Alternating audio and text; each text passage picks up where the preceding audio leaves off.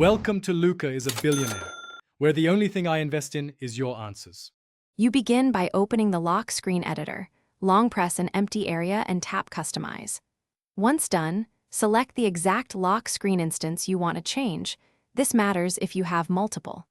Make sure Focus or Do Not Disturb isn't actively hiding notifications because widgets rely on those visibility rules.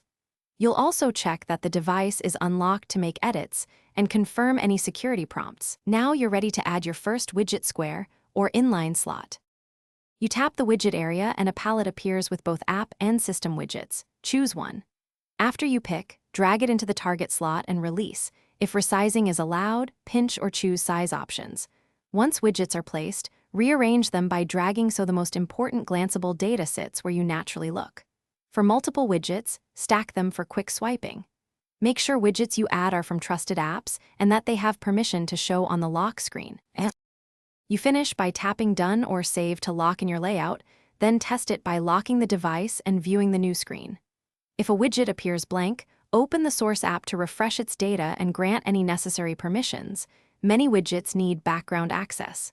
If problems persist, toggle the lock screen widget permission in settings or restart the device. This often resolves sync glitches. Finally, make incremental changes and retest so you can pinpoint which widget caused any issue.